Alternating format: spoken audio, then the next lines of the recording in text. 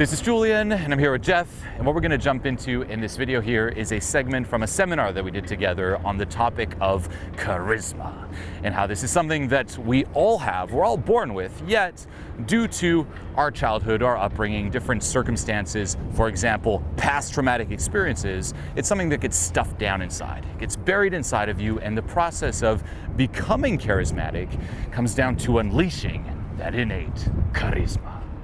Enjoy. Anyone here do Rolfing ever? It's like an invasive, almost invasive massage technique. The idea, and again, I'm no expert on it, but it's like a 10-week system. You go in, and it's designed, it's a myofascial manipulation technique that's designed to release traumas. So the idea is, in early life, you have trauma, and when you want to express emotional energy, maybe you got yelled at for it. Your mom's like, shut up. It's like, oh, if I yell, mommy will be angry. So stop that. But guess what? That energy doesn't go anywhere.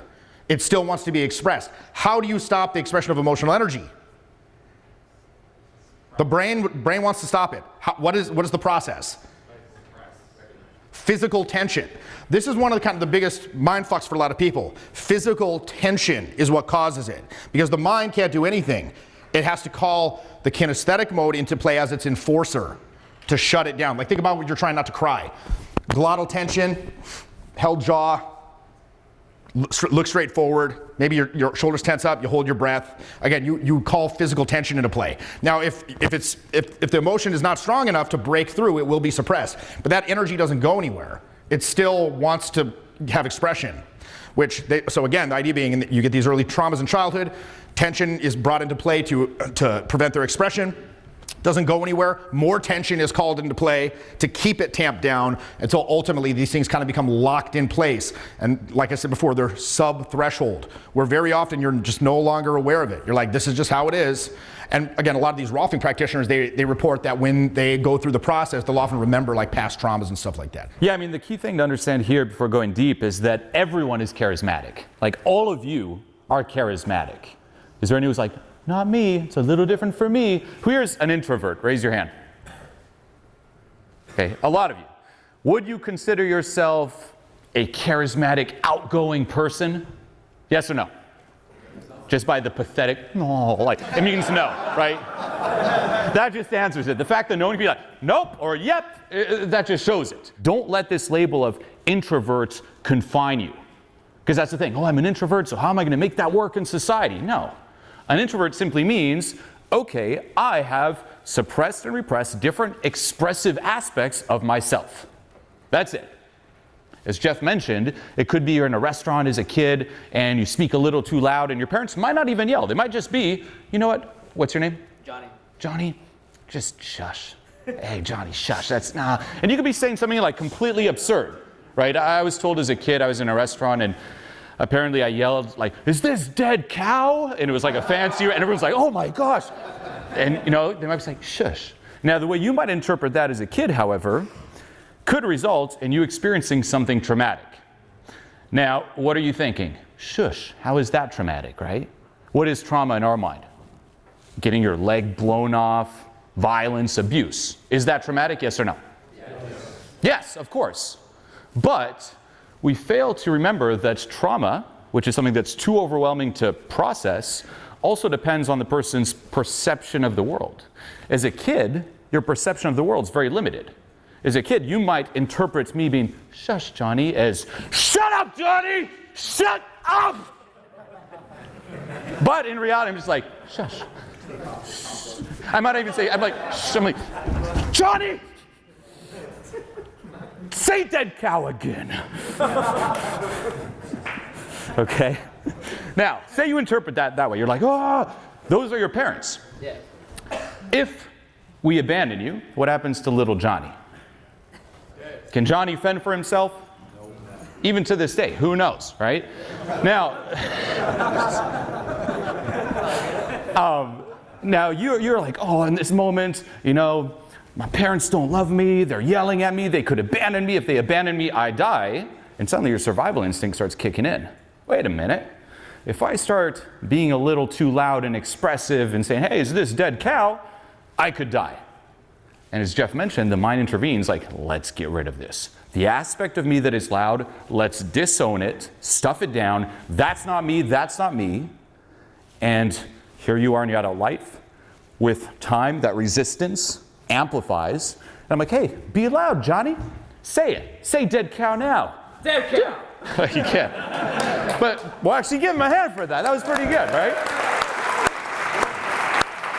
But for a lot of people, here they are, and it's like, they just can't, due to all those years of compounded resistance that comes from that traumatic experience. No matter who you are right now, there is an environment in your life in which you are charismatic. No matter who you are. Here, there might be a lot of pressure. If I pulled you up on stage, you'd probably be like, oh, I can't. Around strangers, putting yourself out there, you might also not be able to. But you might be able to around close friends. Not the cool people, the friends you just feel very comfortable being with. Suddenly you can tap into a little bit more of that charisma. Perhaps around your family. And even if you don't have friends, and you don't have family, or you're stifled around them, I was stifled around my family, by the way. I always joke, you've heard this one before, this is my favorite example. Even if you can't put yourself out there around friends, family, you can put yourself out there when you're playing a video game.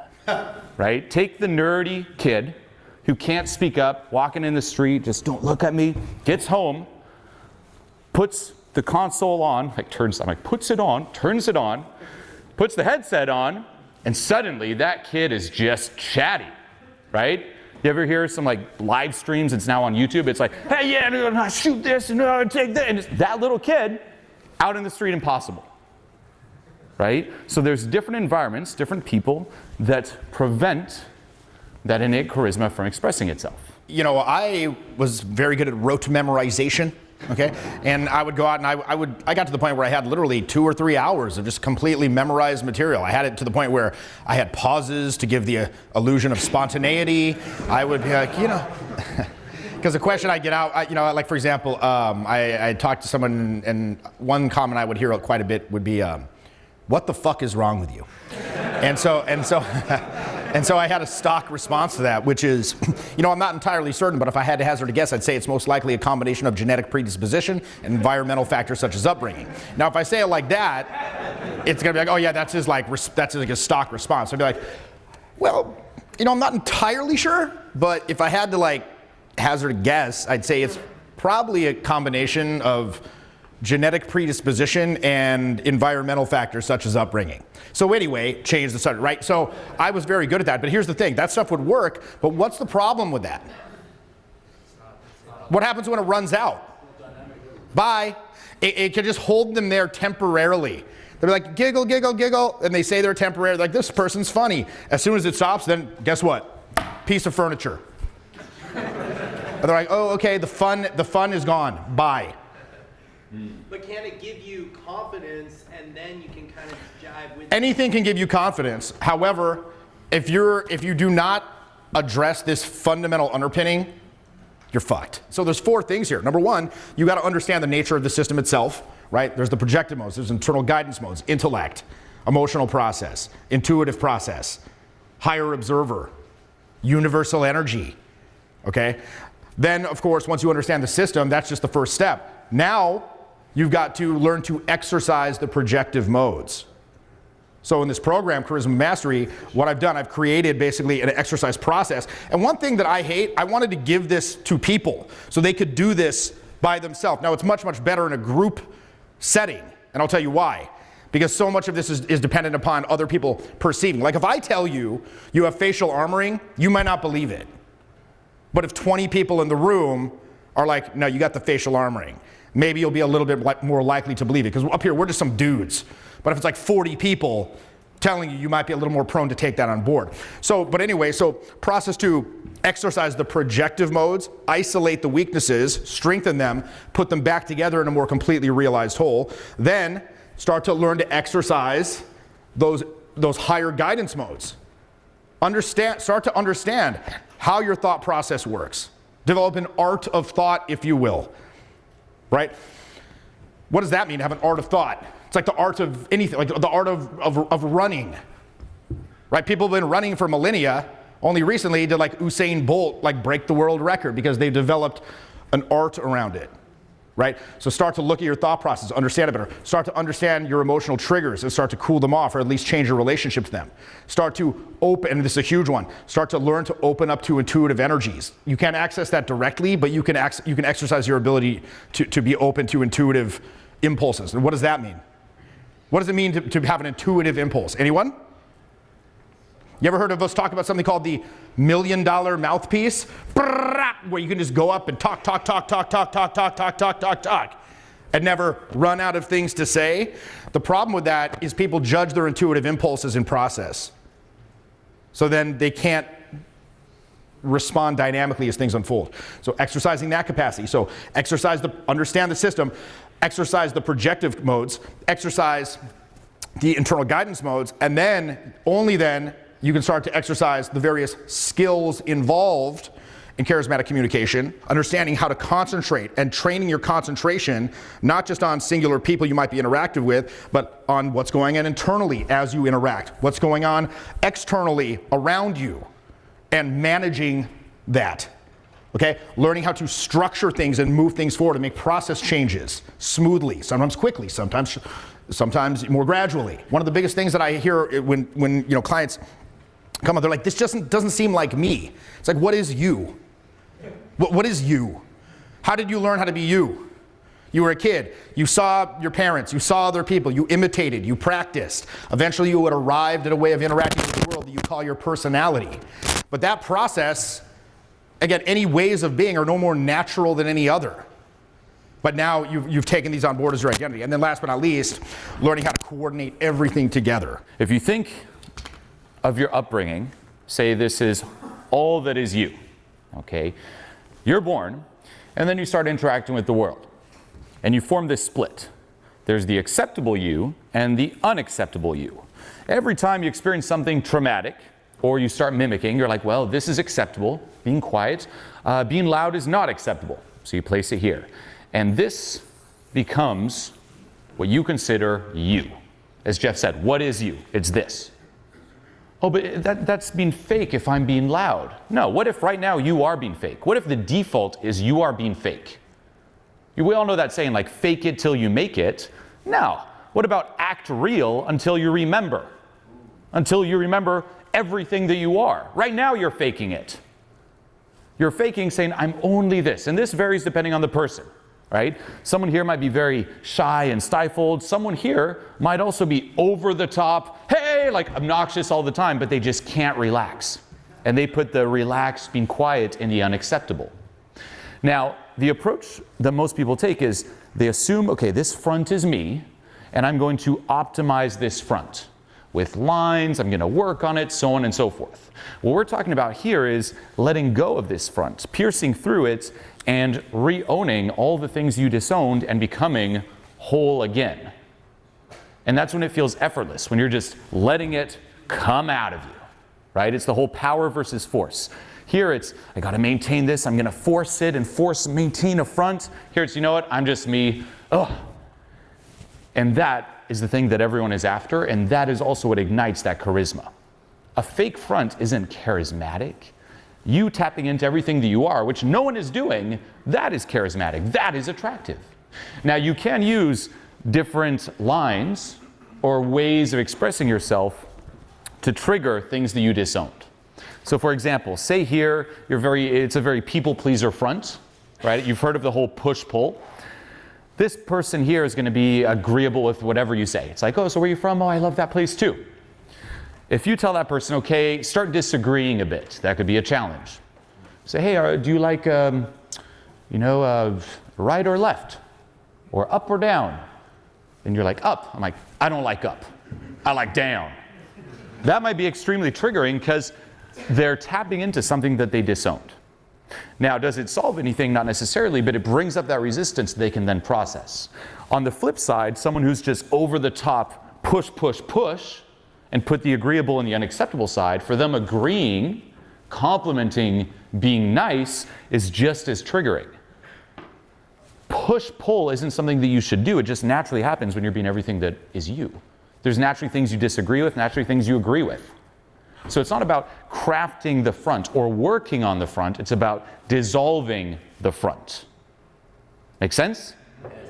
And trust me, a well-crafted front, as Jeff has been talking about, is nowhere near as charismatic or powerful as you being you. We all know what it means to be angry. We all know what it means to be jealous. We've all felt these things. You don't need a system to tell you how to express an emotion.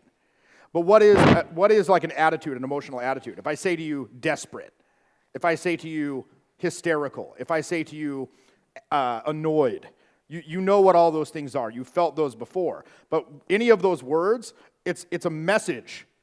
It's an intellectual, verbal-based message to your emotional system and to the projective mode. So again, the projective modes, they all have like their own intuitive mode mind. So right now, for example, my voice has its own intuition. So when I'm talking to you, like yes, a lot of this stuff is material I'm very well acquainted with. However, as I'm saying these words to you, the tonality and musicality of language that I'm using to color the inflections and stuff, I'm not thinking of that beforehand.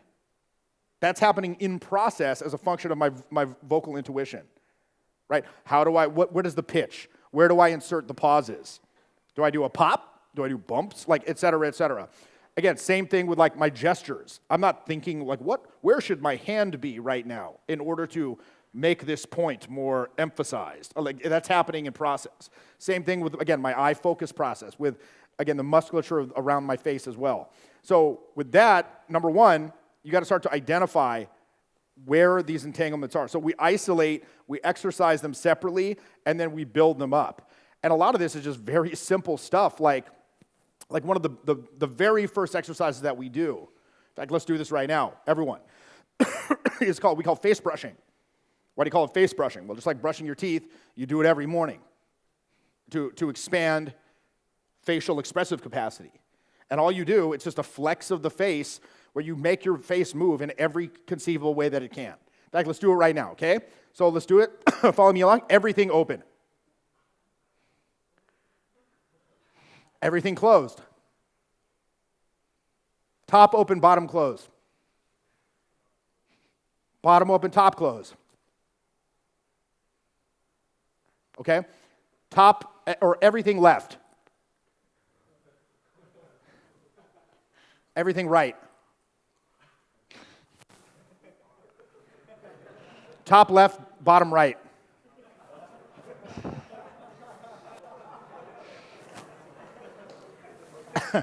Top left, top right, bottom left.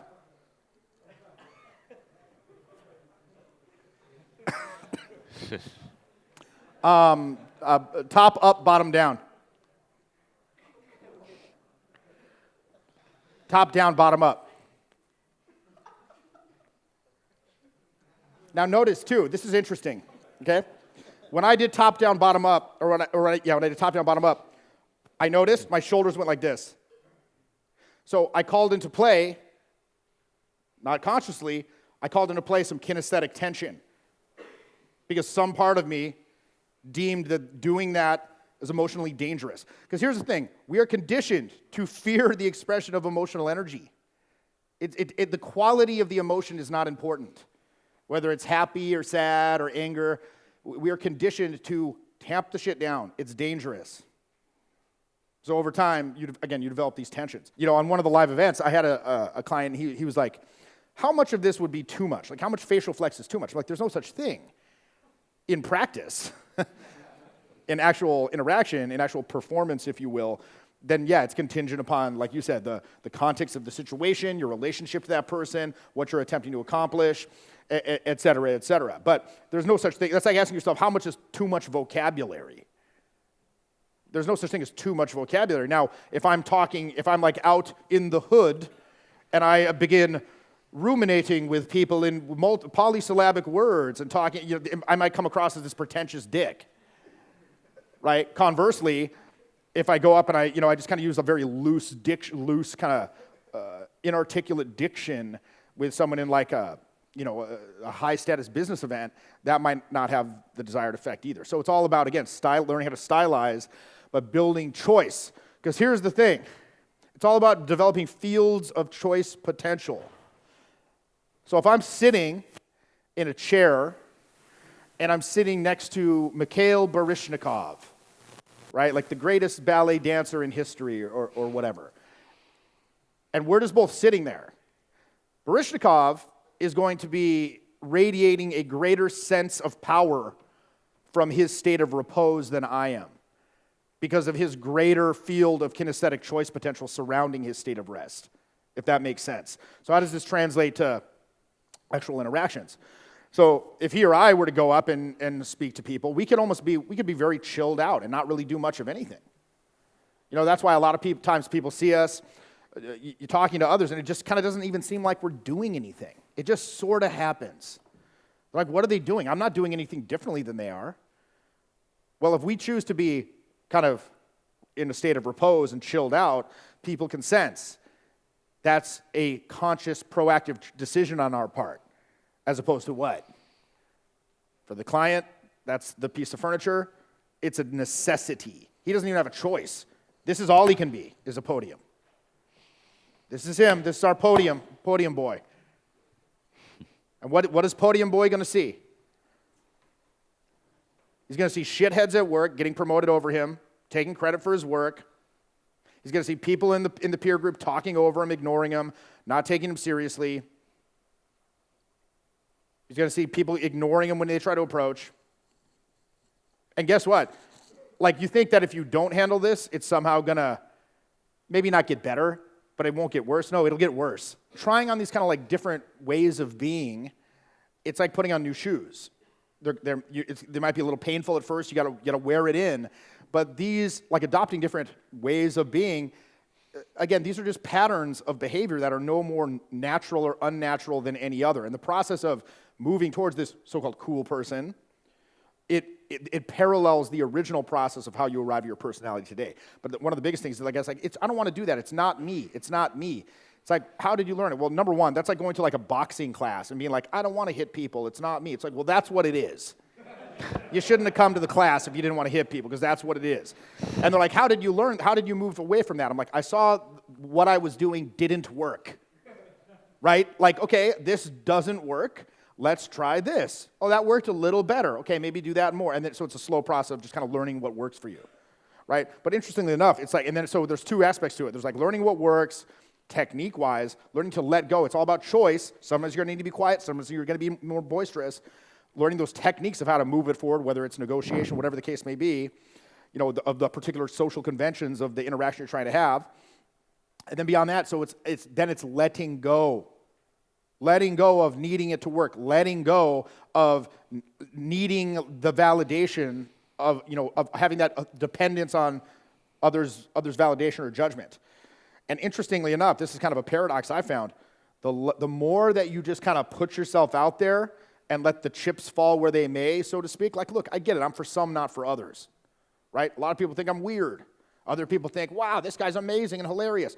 But the more that you kind of let go of that, paradoxically, the more people you seem to have chemistry with. Because I think it's personally gratifying to you to learn how to be, again, feel that flow of energy that was repressed before as you interact, and just feel this ability to do whatever you want or whatever is necessary in a given moment.